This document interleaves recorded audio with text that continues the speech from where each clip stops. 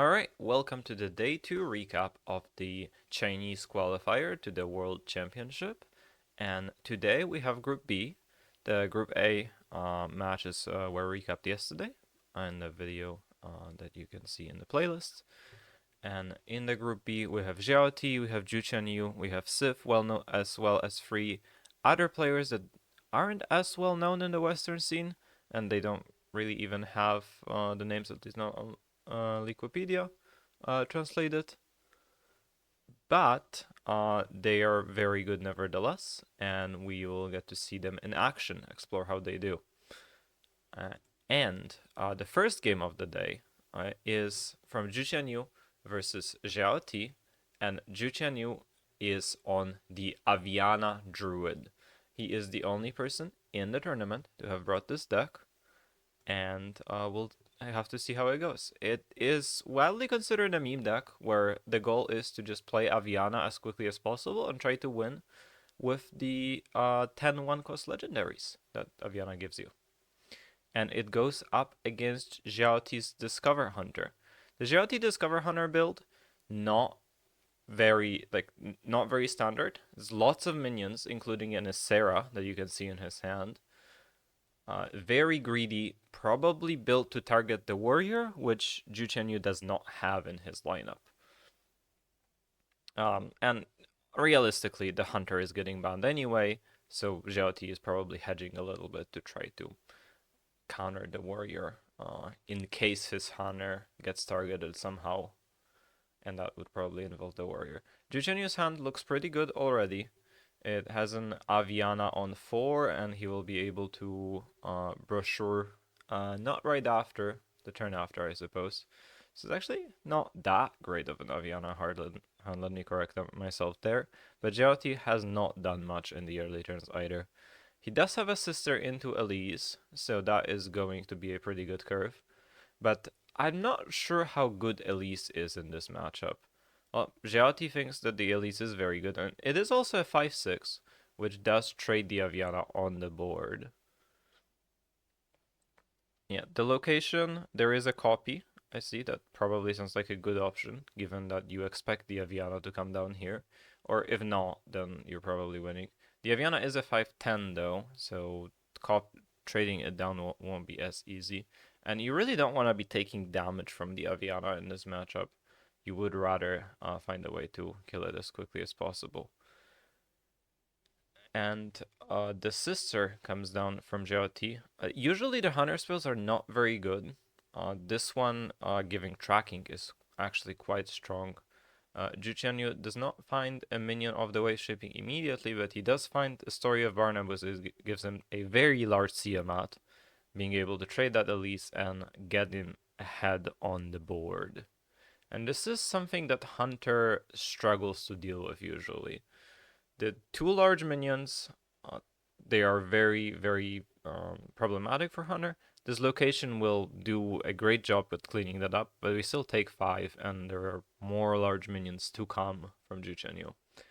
Ooh, there is a Sir Finley of the Sands new card from the newest expansion, and which does not come down yet, waiting maybe for the value from it, and it is quite a tiny minion.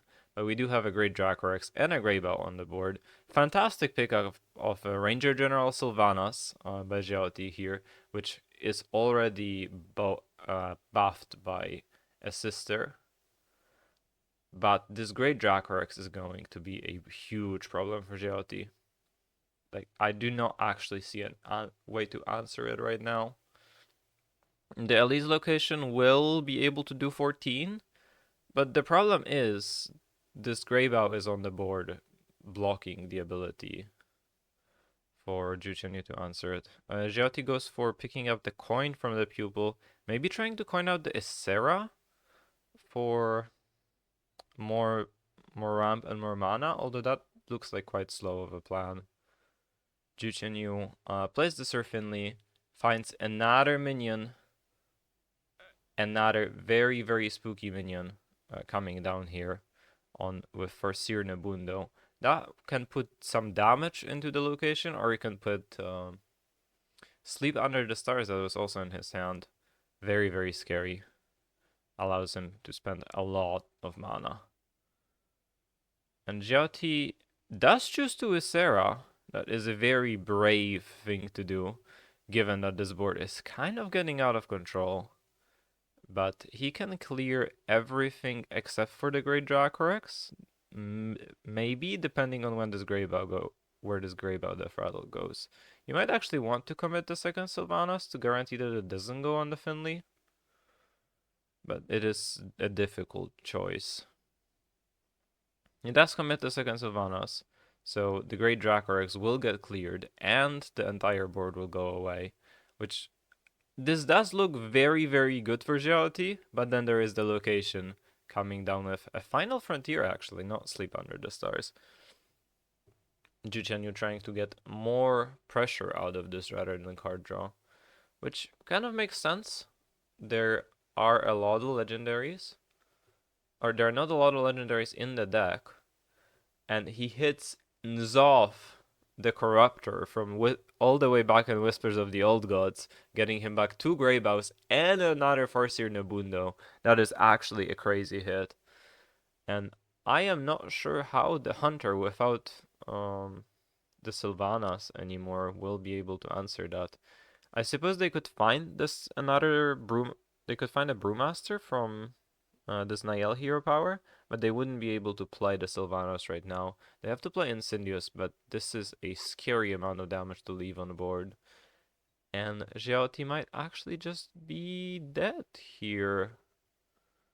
I'm not sure. There are taunts in the way, but they will disappear due to a swipe and an Astral Phaser, which it looks like that is going to be enough. And Jiaoti will lose to the Aviana Druid with the best deck in the game, the Discover Hunter. And Ju Chenyu will stay in the series after losing 2 games with his Cycle Rogue. But unfortunately, that did not come to much, as he lost with his Cycle Rogue to the Discover Hunter a little later and lost the entire series.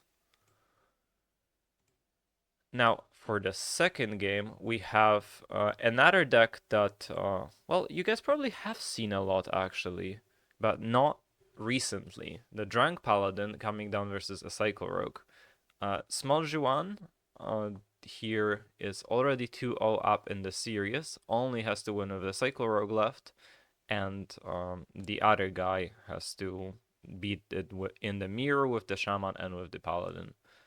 He does hit the rush minion here to kill the Platysaur, deny the Phoenix from Small Juan, which would have been huge for him because it would have came down with this prep cultist map and done a lot of early chip damage. It's actually a great hand for the Paladin. Double Ages applied for the early pressure. Loot Harder not so great, but it is still card draw.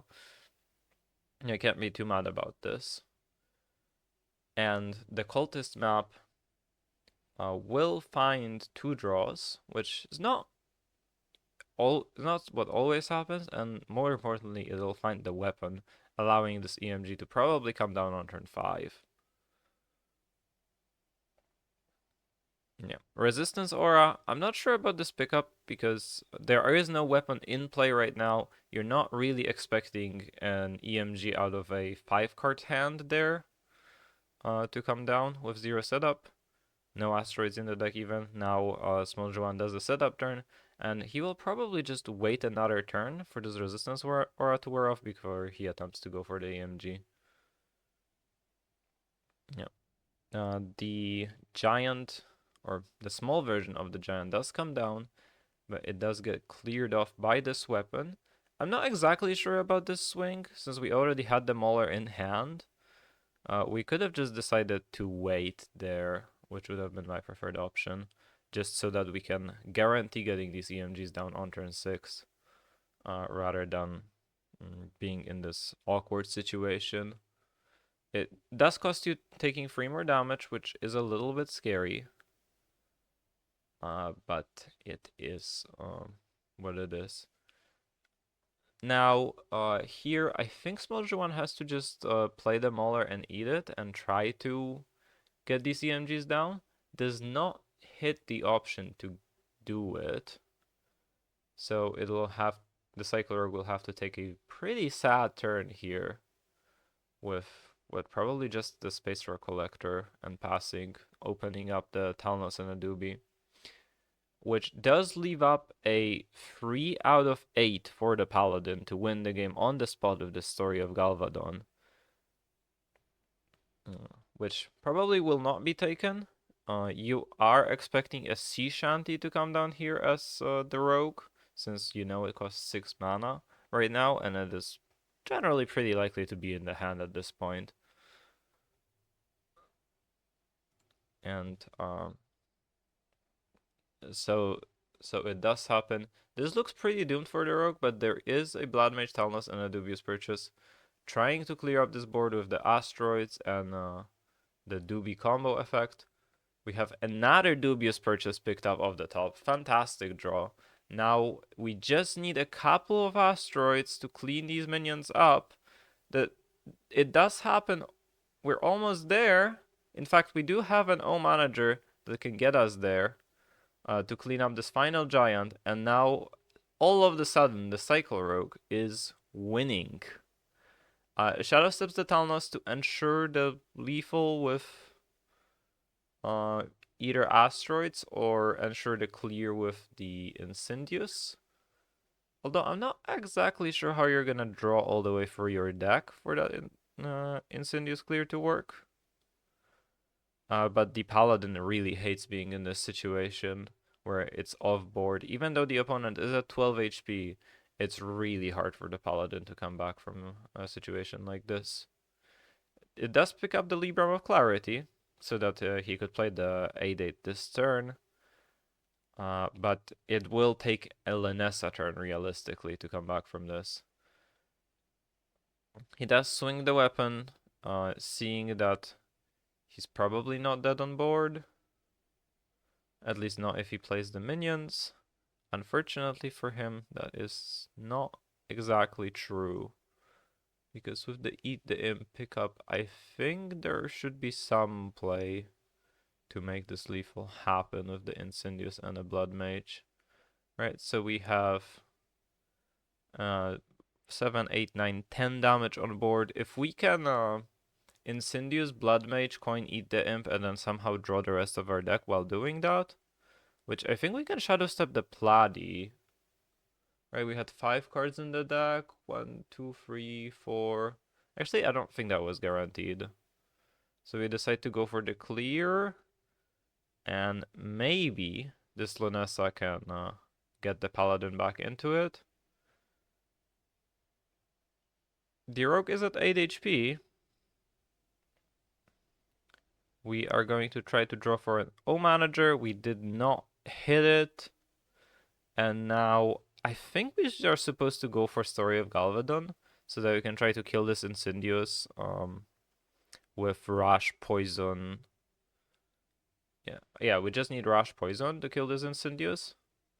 And maybe you play a Divine Brew first. I don't really know what this Hand of Adal is trying to accomplish. Because making this Lanessa bigger is not going to make much of a difference, as it will die to the eruptions no matter what. And I don't think having more cards will get us there, as the Rogue might even have lethal this turn. I'm not exactly sure how many asteroids there are. But just the eruptions are 12 damage. Actually, the Rogue can just Shadow Step the Incendius too. But even with that, I think they're 12, 22... Wait a second. I think there was 28 damage in the deck as long as we could draw deck. And I think we had enough mana to do that. So I am not sure if that was the correct decision. But anyways, the Paladin will not find the lethal here because I don't think it is possible. I guess that technically was the out of hitting a second Ursaimol if he plays that. He is trying to go for some out where the Rogue fatigues himself. But I am not sure if that is going to work. As the Rogue can just get on board with the Astra, draw like an eruption, or I guess the rogue just did spot a lethal if they decided to go to eat their own Incendius with the cards that are remaining in their deck. Yeah, Aztec's eruptions were buffed by a lot more now. Yeah, and that will be it. Smudge One takes the series 3-0 and goes 1-0 for today. He did not play another game. A good record, good way to start the tournament, and we will look forward to see what we can get from him on Thursday. Yeah, and in the final game that I've got prepared for you guys, we've got another strange deck going up against yet another Cycle Rogue. It's Sif's Peddler Demon Hunter. I know that this is Maxi's favorite deck. Going up against Juchenius Cycle Rogue. A little bit of a backstory here. Juchenius Cycle Rogue not only lost 3 games to Jalti in the first series, it also lost one of these first 2 games in this series, so it is 0-4 on a day for him. And it is looking to find at least a little bit of redemption in this mostly pretty favorable matchup, I would say, as the Peddler Demon Hunter looks to play the Spirit Peddler that costs 6 mana and then cheat a massive amounts of mana after that, but the Cycle Rogue does just go faster than this. The Demon Hunter does have some defensive tools with Grim Harvest and Infestation, which will come in handy in this situation, or in this matchup. But usually it is not enough to keep up with all of the Rogue's pressure. And everything must go turns will usually do just end this game. Yeah, we played a dubious purchase here. Just to draw some cards. Everything must go is in hand, but it will not be playable this turn. And I think we are just supposed to chill. I know that Juchenyu is not going to. He's going to decide to play the Wisp and a Platysaur and a Phoenix here. But I can hardly see how that's worth it, since Sif only has 2 turn 4 plays with Elise and the 4 mana 4/4 that discounts your next demon by 2, and this just directly dies to a card that we know is in hand. So we're trying to stop this turn 4 play, maybe, but we don't even know that it's there, and it just directly dies to the 1 mana spell. This is a little bit of a questionable turn, and it also does use the pretty important resources of the Platysaur, Wisp, and the Phoenix, which disrupts this Web Weaver turn. As we can see, the Shadow Step drawn, now we really, really wish we had a coin and a Platysaur in our hand. We are going to start with the Mauler, and then we're going to decide to Shadow Step the Mauler, but if we could use the Shadow Step on the Platysaur instead, that would have gotten us a little more things to do here. It's a little bit more card draw. We do not find any playable cards from the map that we could pick. We decide to pick Eat the Imp for the next turn to try to eat the Phoenix and get the Everything Must Go active. The Demon Hunter's weakness shows here, as it does not have great plays on turns 4 and 5, and he does just pass a turn on his turn 5, essentially, just by equipping a Taskpiercer and Hero Powering. The Everything Must Go is playable, but only one of them is playable. With this preparation draw, actually the second one is playable as well. But the demon or the random 4-cost minions will not be big enough, and one of them will just die to the minion on board. The second one will die to a Spirit Peddler. And with this hand from Sif, pretty much any discount that the Spirit Peddler hits is quite incredible. Allows him to clear the board and put enough pressure so that even the Incendius will not be scary for him. And it is also extremely unlikely that the Incendius even comes down this turn, since Juchenyu does not have a coin in hand for that to happen. We also know that the Incendius is not in hand either. This is very awkward for Jujenyu, as this dubious purchase is probably going to end up killing the Peddler. Either that or an asteroid from the deck. And at least we do have some pressure. But I am very worried that is going to get cleaned up, especially since this 5/5 of lifesteal wakes up and a Ziliax comes down, which basically seals the deal here. We're also going to see an Elise. This is already almost 20, I think exactly 20 power on board. If we hit plus attack, then Juchenyu will be just at the threat of dying immediately. The asteroids only hit the Elise, don't help up clean up these 5 HP taunt minions. And when your best play is Maestra as a Cycle Rogue, you know it's over. And Juchenyu Cycle Rogue falls again, goes 0-5 on the day, and Sif wins his second series of the day, even, and finishes off with a 2-0 score. As it goes for the results today. In one game. As it goes for the results today, we have Xiao Ti and Sif at the top of the standings, both with 2 wins.